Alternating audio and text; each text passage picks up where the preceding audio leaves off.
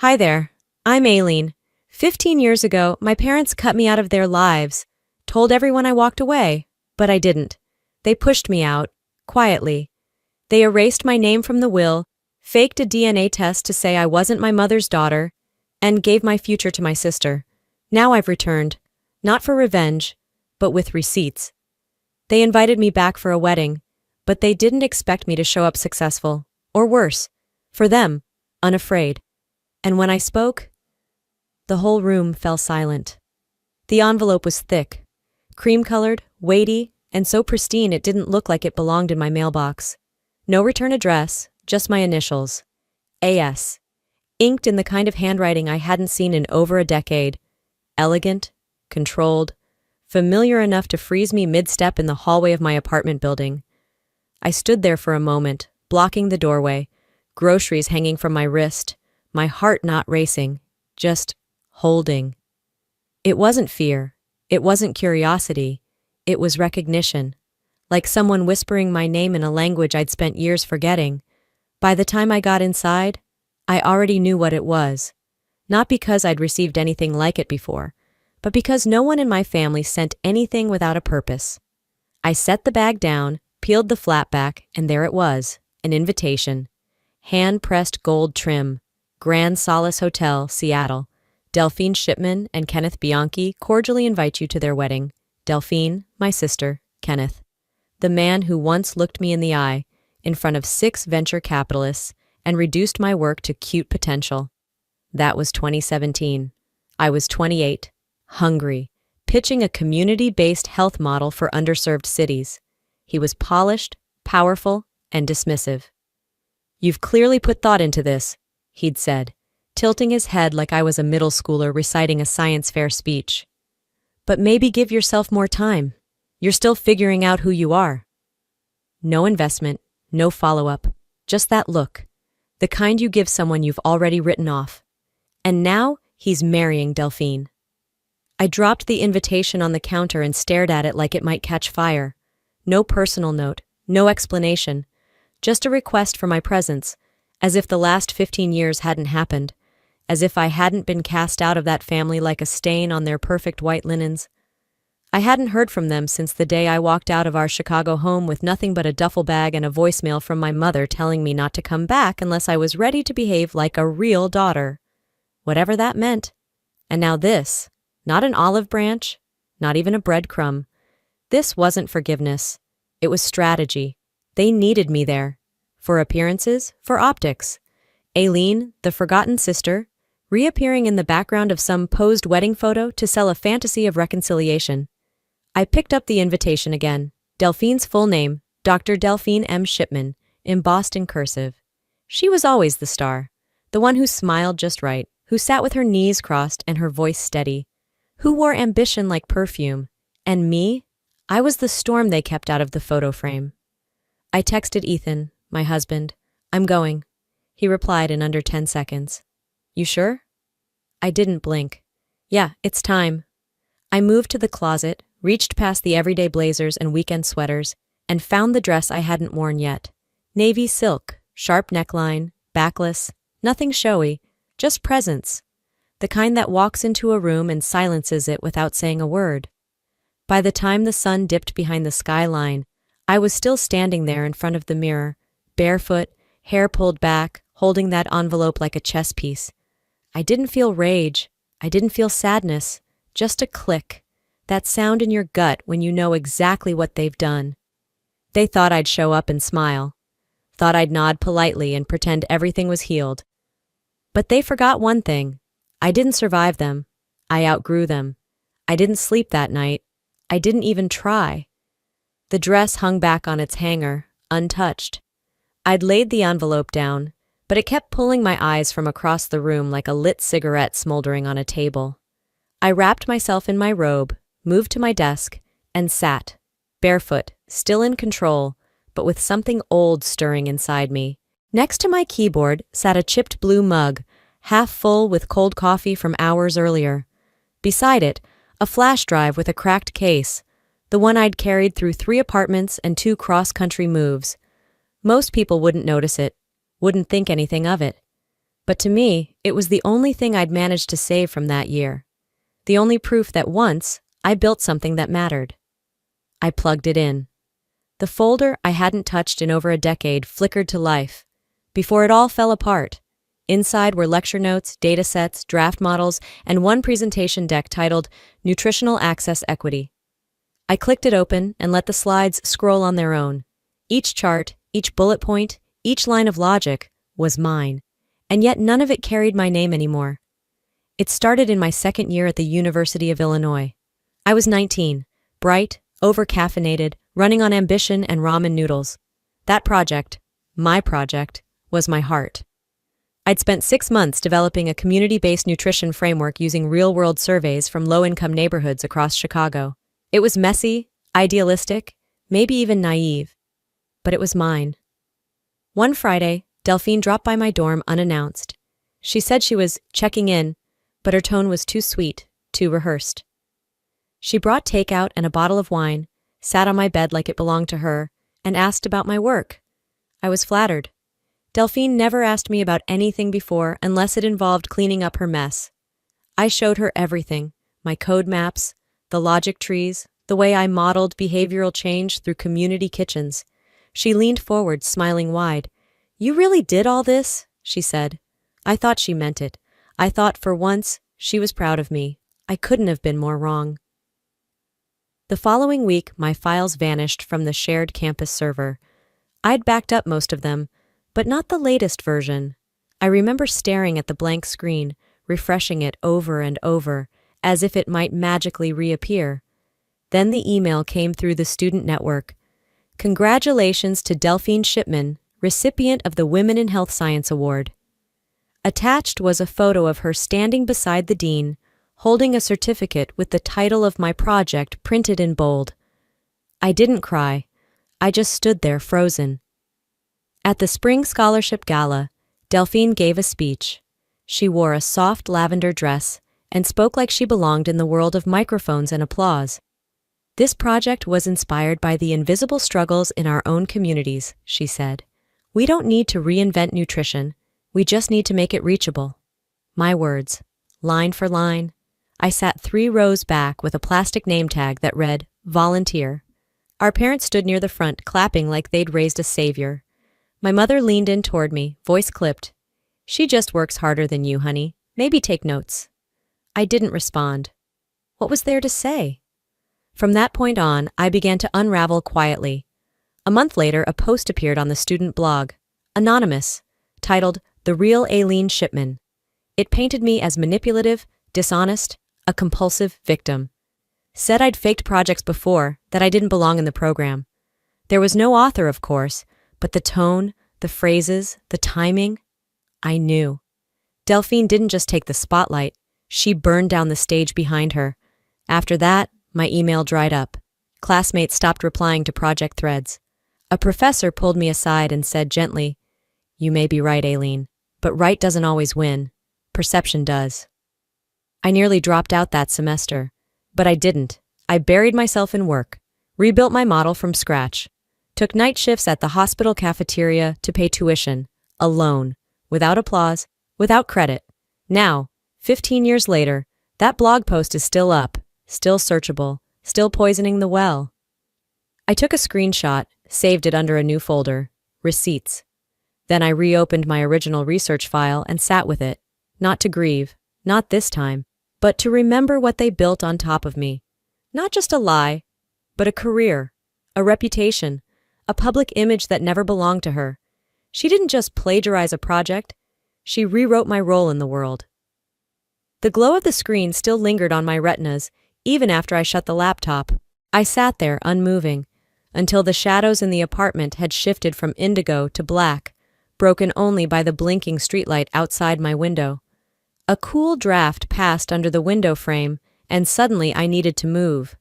I stood up slowly, crossing the room toward the filing cabinet shoved beneath my bookshelf. It had been years since I opened that bottom drawer, the one I once swore I'd never touch again. But pain has a way of loosening locks you thought you'd sealed shut. The key was still taped behind the bookshelf, right where I left it 6 apartments ago. My fingers found it blindly. The drawer creaked as it slid open. Files sat in messy stacks, covered in dust and time. I flipped past leases, medical receipts, expired tax documents, until I saw it. A plain white envelope, no return address, no letterhead, just my name typed in a font too formal, too calculated. I remembered the day it arrived, spring 2010. I was back home from school, waiting to hear from the estate attorney after my grandfather passed. Instead of condolences, I received paperwork. Inside the envelope was a copy of his revised will, dated just 2 months prior, and my name was gone. Cleanly, like it had never belonged there in the first place. Clipped to the back of the will was something worse, a DNA test. I hadn't touched it since. Now I unfolded it with a steadier hand than I expected. It read, "Maternal match inconclusive." The test listed Maureen Shipman as the alleged mother, my mother, except, according to this document, there wasn't enough genetic evidence to prove we were related. At 19, it wrecked me. I believed it. Why wouldn't I? It was printed. It had lab logos. It was official looking in the way lies sometimes are. But now I saw the holes immediately. The lab was called Pacific Diagnostics, a name I hadn't thought about in years. I pulled out my phone and ran a quick search. Closed in 2016, no corporate listing, no phone number. Nothing but a fraud scandal article buried on page 4 of the search results. "Shell Lab," I muttered and texted Ethan. "Need your help tracing an old clinic. Possible wire fraud." He replied within minutes. "You finally opened the drawer, didn't you? I'll start digging." By midnight, he sent me a link to archived financial records. There it was, plain as day. A $4,800 payment from Maureen Shipman to a numbered P.O. box registered under a Nevada address, 2 weeks before the DNA test was issued. So no, it wasn't just a cut from the will. It was a deletion. They didn't just disown me. They orchestrated my erasure. I sat down, knees pulled up to my chest, the DNA report resting in my lap. The rage didn't come yet. Just a cold, expanding clarity. It felt like staring at my reflection and realizing it wasn't a mirror at all, just another window they'd painted black from the other side. As I sat with that truth, I reopened my browser and returned to the student blog, the one that had never been taken down. I typed the title into the search bar. The Real Aileen, Liar, Thief, Victim. There it was, anonymous, sharp, full of bite without any proof. It didn't need proof. It just needed to sound believable. "You know how she is," one line read, "always playing the wounded bird to get sympathy." A phrase Delphine used once in an interview, word for word. That passive-aggressive, Midwestern-taught poison. Polite on the surface, lethal underneath. Of course it was her. She couldn't confront me directly, so she killed my reputation in whispers. And people believed it. Because they wanted to. Because it was easier to doubt a woman without power than one with a press kit and a polished smile. As I compared the post's date with the one on the DNA file and the estate paperwork, something sickening clicked. All within the same 3-month window. The will, the blog, the test. It wasn't a coincidence. It was choreography. One aimed at making sure I wouldn't just be dismissed. I'd be discredited. Because what's easier than cutting someone out of your life? Making sure no one asks where they went. Now they want me back. To pose for photos. To smile in press releases, to be proof that time heals. But they didn't invite me because they missed me. They invited me because they need me to stay quiet. I traced the edge of the envelope, now creased and softened by time. Then I picked up my phone and began recording, my voice calm. "This is for record, 2010, altered will, same quarter, falsified DNA, anonymous blog post, linguistic match to Delphine, conclusion, pattern confirmed. Erasure was intentional." I paused, then added one more line. "This time I'll be the one writing the narrative." I didn't tell Ethan where I was going. He'd ask questions I didn't want to answer yet, not until I was sure. I just said, "It's something I need to do alone," and booked a one-way to Chicago. It was still dark when I left San Francisco. By the time the plane touched down in Illinois, the sky was streaked with pale sunlight, barely warming the sidewalks downtown. The city hadn't changed much. It still smelled like early morning exhaust and damp stone after a late summer rain. Familiar, but no longer mine. I didn't go home. I didn't even look toward the old neighborhood. Instead, I took a rideshare straight to a modest corner office in the West Loop. I'd called ahead, booked a generic document consultation under my maiden name. I didn't want to give anyone a reason to cancel. When I stepped into the lobby, the woman behind the desk barely looked up. "Mr. Penn will be with you shortly," she said. Penn. His full name was Julian Penn. Back then, he was a junior associate, green, bookish, uncomfortable in expensive shoes. I remembered him because he was the only person in that stuffy estate meeting who looked at me like I was human. 10 minutes later, he opened the door himself. He paused when he saw me. No handshake, no smile, just a quiet, resigned exhale. "Aileen," he said softly, "it's been a long time." We sat in a tiny conference room with a window that faced a brick wall. He didn't ask why I was there. Maybe he already knew. I slid 2 documents across the table, the revised will and the DNA test, both printed cleanly, both dated and notarized. I waited. He didn't touch them. "You knew," I said. "Didn't you?" His jaw tightened. He stared down at his hands, thumbs pressed together like a man bracing for confession. "I was 26, just got promoted to junior partner. That file? It didn't feel right. I flagged it. I asked questions." I leaned in, voice calm. "And then?" "They told me it was a family matter. Said I was overstepping. 2 days later, I was pulled off the case." "You were my last legal defense," I said, my voice now razor thin. "And they bought your silence for the price of a title." He flinched, but didn't argue. I watched him sit with the guilt, let it steep. I wasn't here to punish him, not really, but he needed to feel what I'd felt all these years, overlooked, overruled, erased. "I had no power then," he finally said. "But you do now," I replied. Silence filled the room like fog until he reached for the papers at last. He scanned the signatures, the dates, the lab name. "This wasn't even a real clinic," he muttered. "No, it was a front, and Maureen paid them." He closed the folder and set it down. "Why now?" "Because they invited me back," I said flatly, "and they expect a smile, not a reckoning." Julian hesitated. "What do you want from me?" I didn't smile. I didn't blink. "You helped erase me," I said. "Now you're going to help unerase me." A long breath passed between us. Finally, he nodded. "Send me everything you have. I'll start building the file." I stood to leave. "And don't warn them," I added. "You owe me that much." "I won't," he said.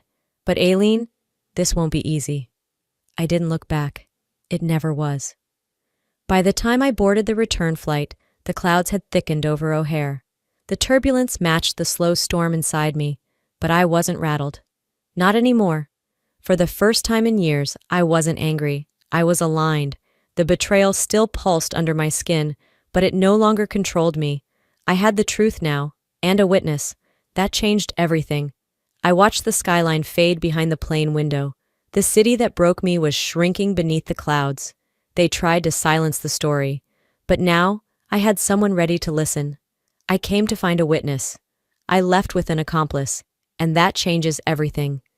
The wheels touched down in San Francisco just before 7 p.m. The sun was setting, painting the glass towers in warm gold, while the rest of the city cooled into gray. I didn't waste time. I bypassed the carousel, took a rideshare straight home, and barely greeted the doorman. He looked up from his crossword to wave, then blinked when he realized it was me. Back in my apartment, I didn't take off my shoes.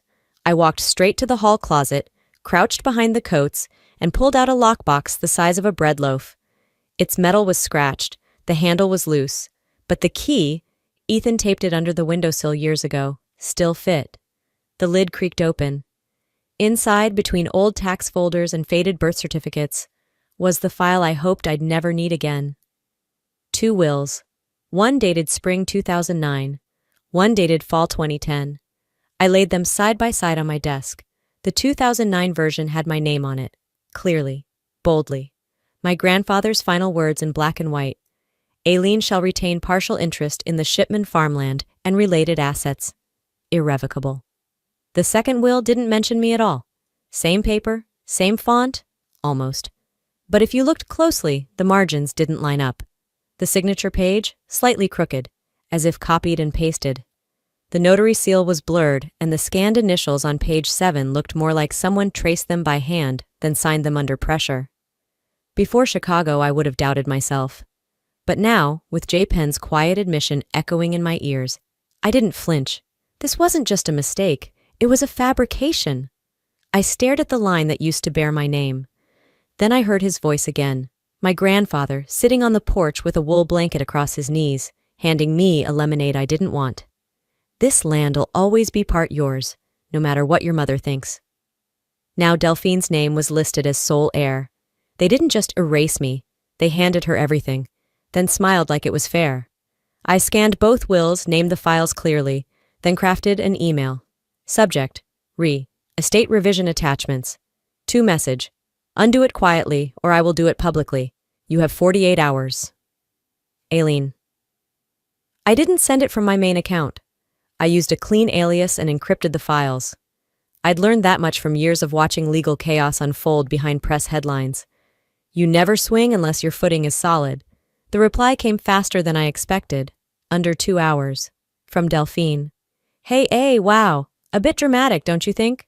Let's talk before this gets messy. No need to involve strangers in family matters. I'm free Friday. No apology, no denial, just fake sugar over a blade. I didn't reply. Maureen, of course, said nothing, not a word. Not even a bounced-back error message. Her silence was an answer. They didn't think I had the courage or the proof or the spine, and that's where they always got it wrong. I stood by the window, watching traffic pulse below, then turned back to my desk. The time for quiet was over. I created a new folder labeled Phase 1, inside, the wills, the DNA test, the blog screenshot, notes from Penn, the money trail from Ethan's research. I exported everything to a password-protected drive, then attached a compressed version to an email for Noelle Weaver, the only journalist I trusted with this kind of poison. I didn't hit send. Not yet. But my finger hovered over the key. Let them wonder how loud I'm willing to get. They spent years perfecting their version of me. Docile, forgettable, erased. But I've kept every receipt, every bruise, every scar. They buried my name in ink and inheritance. But I learned to read between the lines. And now I write the next one. The next morning, I didn't start with coffee. I didn't even glance at the kettle. I sat down at the kitchen table surrounded by old records, paper and digital. Printouts, USB drives, a half-dozen open folders, receipts folded so many times the ink was starting to fade. I had everything spread out like puzzle pieces, not yet assembled but already telling a story I couldn't unsee. Ethan walked in just as I was organizing a pile of tax returns. He still had that just-showered look, damp curls pushed back, hoodie clinging to his shoulders, but there was nothing relaxed about his face. He wasn't even pretending to play it cool. You need to see this, he said. He slid his tablet across the table like it was carrying bad news. No preamble, no easing into it. Just hand it over the storm and let me stand in the rain. I turned the screen toward me and forgot how to blink. At first, I couldn't process what I was looking at. It was a document, several actually. A spreadsheet linked to a set of IRS filings tagged to my Social Security number. Income reports, consulting contracts, donations, medical equipment purchases, travel expenses, refunds, line after line, year after year. Some of it dated back almost a decade. I narrowed my eyes, heart beginning to pound against my ribs like it was trying to punch its way out. These are mine? I asked. But the question barely came out. I already knew the answer. Ethan nodded. Yours. At least that's how it's been filed. I scrolled slowly, teeth clenched. Most of those years I'd been sleeping in other people's guest rooms, working side gigs to scrape by, teaching part-time, living off bulk rice and borrowed Wi-Fi. I'd never even broken 40 grand a year, and yet, according to these records, I was somehow the beneficiary of consulting payments from institutions I'd never even spoken to. Tens of thousands here, tax write-offs there, enough income to qualify for massive deductions, enough to raise red flags, if anyone had actually been looking. I kept scrolling, jaw tight. Then I saw it. More family foundation. My stomach turned. They used your identity, Ethan said quietly. Probably as a shell, or maybe a shield. Their donations? Routed through your name. A few press pieces even mention you, carefully, subtly. Like a myth they were keeping alive just enough to sound noble. He tapped into another document, this time a glossy internal PDF labeled Community Partnership Programs, Annual Report, page 3. Inspired by Aileen Shipman's vision for equitable health access. I laughed, a small broken sound. It didn't even feel like it came from me. That's rich, I said, staring at the words like they were a bad tattoo on the world's most dishonest body. They didn't just erase me, I said after a long beat. They recycled me. Ethan's voice was low. They built a whole public image around it, around you. Quietly enough not to owe you anything. Loudly enough to make people believe the origin story. I pushed my chair back, harder than I meant to. The legs screeched against the tile. This wasn't just a case of stolen work. This was full-on identity laundering. Delphine hadn't just hijacked my proposal back then. She'd turned it into the cornerstone of the Moore brand. And somehow, despite being scrubbed from the credits, I'd been kept in the picture, just enough to be useful. I pulled up the Moore Foundation website, and there it was, front page, a slideshow of curated images. Delphine reading to children in a library. Delphine in a lab coat talking to doctors. Delphine handing a novelty check to a smiling hospital administrator.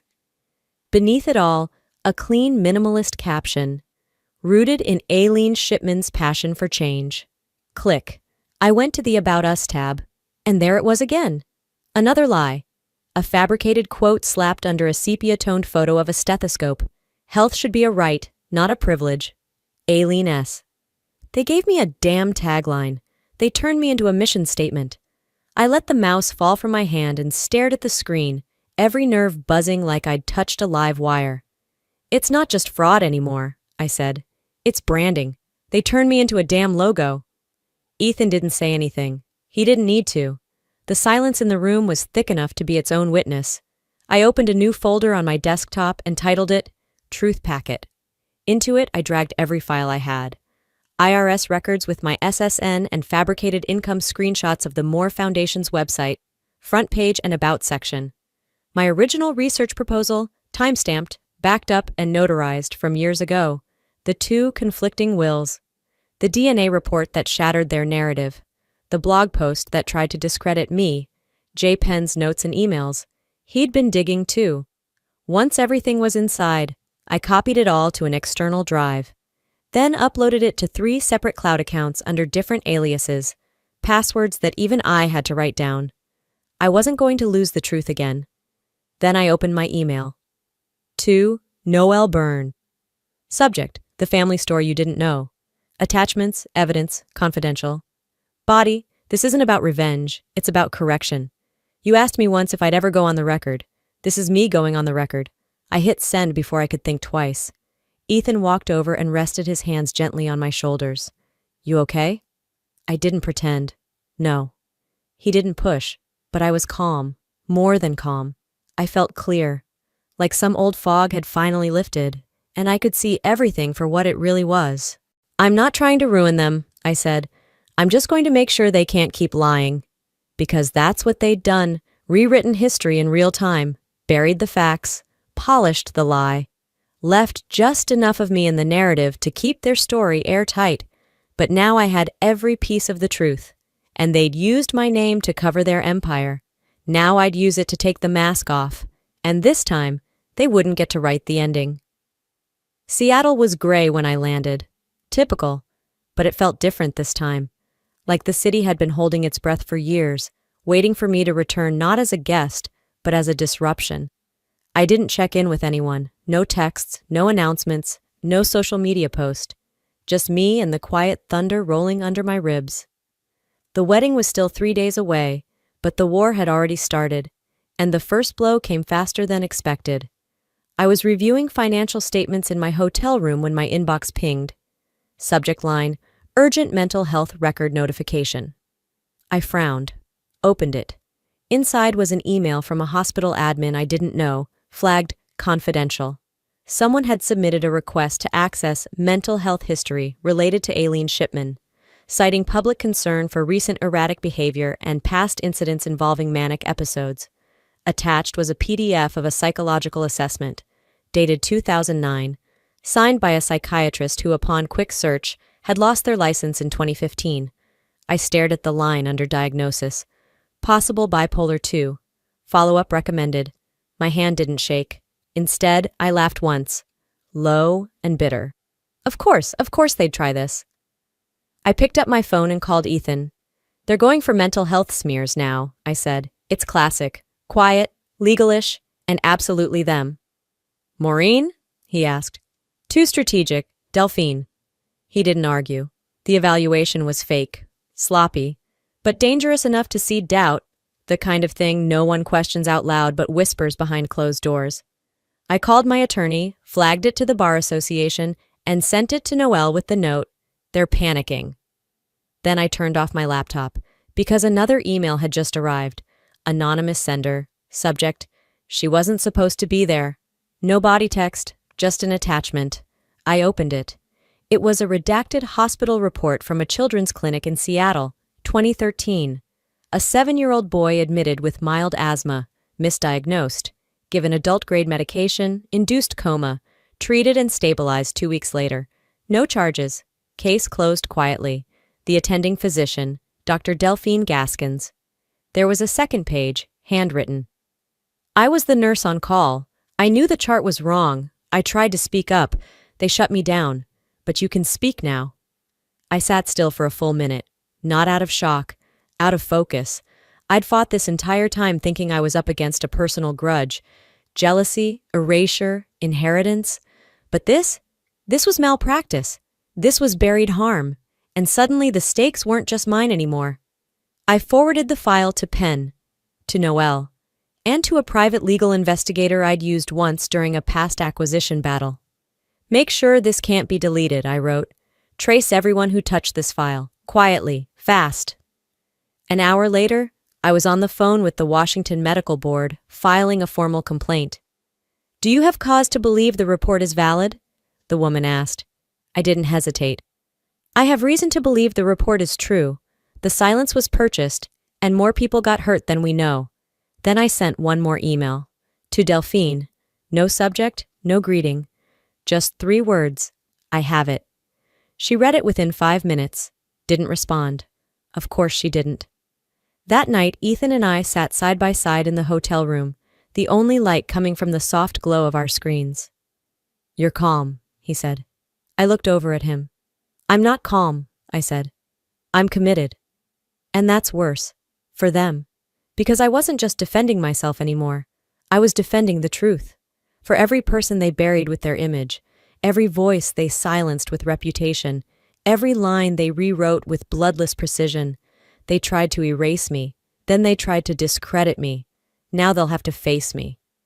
The ride to the Grand Solace felt like approaching the eye of a storm, not with fear, but with finality. I didn't feel nervous.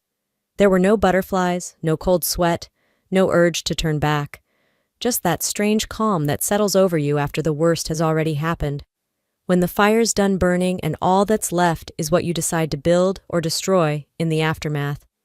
I stepped out of the car into a sunlit afternoon that felt like it belonged to someone else. The Grand Solace towered above me, gleaming like a false god. All polished glass and curated perfection, its front steps lined with white roses curling up gold-plated railings. The sound of a string quartet drifted from somewhere inside, violins tuned to the frequency of wealth. Inside, it smelled like champagne and control. Everything was immaculate. The marble floors, the uniformed staff, the strategically placed mirrors catching light just right. It was a place built to impress, to perform, but not for me. I didn't walk in like a guest. I entered like a fact. Every head in the lobby turned when they saw me. There was a moment, brief, breathless, where no one spoke. Just eyes locking onto the daughter who wasn't supposed to be here. The one they'd written off. The one they'd erased. I wore navy silk, clean lines, no jewelry. My hair pulled back, my expression sharp. The ballroom doors opened ahead of me. I didn't hesitate. As I stepped through, the room stilled, glasses hovering mid-air, conversations dying mid-sentence, the kind of quiet that only happens when the room collectively realizes it just became a crime scene, and the detective is holding the microphone. Delphine was near the center of it all, surrounded by donors, board members, family friends. Her expression faltered for the first time I could remember. Not panic, not fear, just a visible fracture in the porcelain she wore like armor. Maureen blinked once, composed herself like a machine resetting. Kenneth looked like he'd seen a ghost. And maybe he had. I didn't give them time to regroup. I walked past champagne flutes and stunned whispers, all the way to the front. My heels struck the marble with every step, louder than the music still playing in the background. There was a podium, a microphone already waiting. I took it. "You invited me here," I said, voice even, "but I brought something with me, something none of you expected. The part of the story that's never been told, at least not out loud." The projector screen behind me flickered on. Footage began to play. It was Delphine on a TEDx stage. Spotlights, applause, her voice polished and confident. She spoke about health equity, about systemic injustice, about data-backed change. But the words weren't hers. The research wasn't hers. The entire presentation, charts, models, even the mission statement, had been lifted, line by line, from my original files. From a proposal I wrote in a basement library with blistered hands and no grant funding. The timestamps played in the corner of the video. My name, Aileen Shipman, appeared on the original PDF cited in her presentation. The data, unmistakably from my undergrad thesis, scrolled on the screen. I let the silence settle. Then I spoke. "She didn't win that scholarship," I said quietly. "She didn't earn that applause. She borrowed my work, removed my name, and submitted it as her own." The room was hushed. Even the servers had stopped moving. The second clip began. No video this time, just audio. Maureen's voice, clear, cold, unfiltered, filled the ballroom. "Aileen's a parasite. She drains everything around her. She doesn't deserve to carry our name." The sound system didn't soften it. If anything, it sharpened every syllable. Gasps rippled across the room. Some guests looked down. Others looked directly at me. Donors and trustees stiffened, trying to parse what this meant. The story they'd believed was unraveling in real time. I scanned the crowd.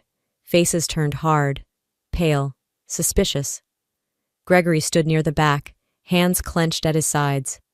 He looked down at the floor, like he couldn't bear to watch, but couldn't walk away either.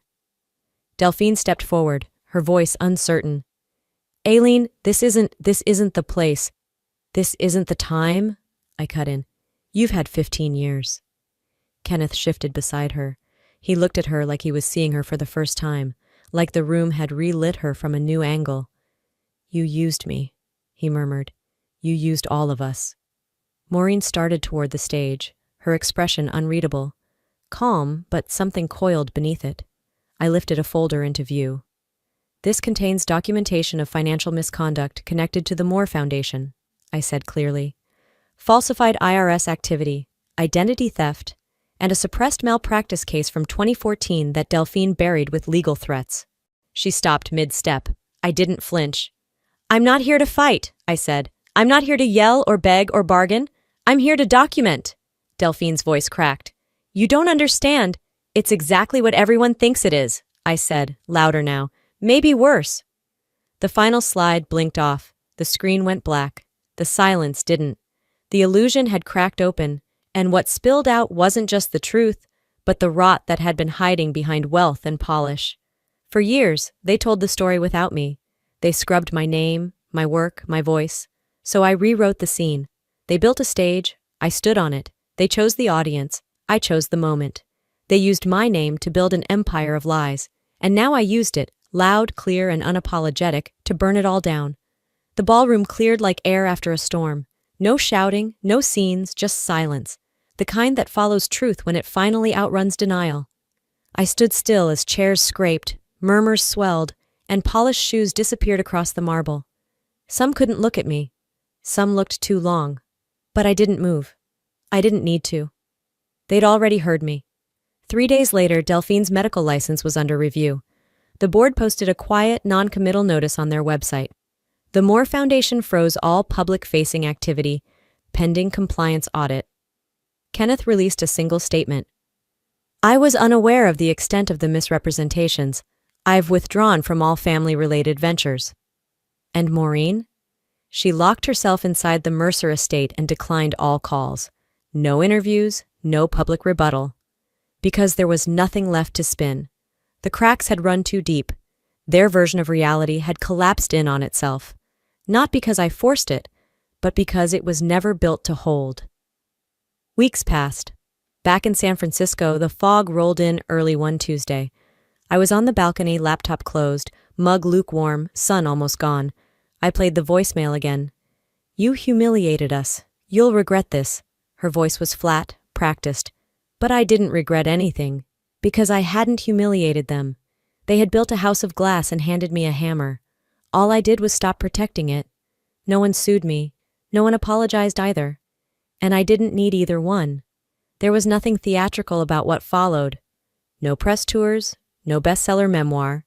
Just space, breath, the luxury of not having to flinch. My team at the startup stood by me. Our latest pilot program got picked up for city implementation. Not because of scandal, because the work spoke for itself. One night, Miriam stopped by with a bouquet of sunflowers and a half smile. "You're still here," she said, pressing the stems into my arms. "I am," I answered. "Still here, and still me." Ethan grilled dinner on the rooftop. We talked about nothing, about everything, about maybe getting out of town for a bit. Just us.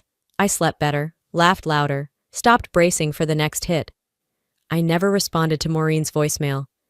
Never answered Delphine's PR rep. Let them spin in silence. They never said sorry. But I didn't need them to. What I needed, and finally had, was mine again. My voice, my work, my life, forgiveness, maybe someday. But this was about freedom, and I chose it. Maybe justice isn't always about punishment. Maybe it's just about not disappearing. Being seen, finally and fully, on your own terms. I didn't share this story for sympathy. I shared it because for too long I believed silence was strength, that if I just worked harder, stayed quiet, stayed small, things would fix themselves. But the truth is, silence only protects the people who hurt you. Speaking up doesn't always change the past, but it reclaims your future. If you've ever felt like your voice didn't matter, that your truth was inconvenient or unwanted, I'm here to tell you, you are not alone. And you are not crazy for remembering what they hoped you'd forget. Some of us don't get apologies. Some of us don't get justice in a courtroom. But all of us deserve freedom, the kind you earn by refusing to disappear. So maybe ask yourself, what have you been quiet about for too long? Who told you that your truth wasn't worth hearing? Let's talk about it. If this story touched something in you, drop a 1 in the comments, or tell me what state you're watching from. If it didn't resonate, I'd still love to hear why, and where you're tuning in from. And hey, if you believe stories like this matter, subscribe to the channel so you won't miss the next one. Real voices, real lives, real healing. Thanks for listening. And remember, your voice isn't too loud. They just weren't ready to hear it.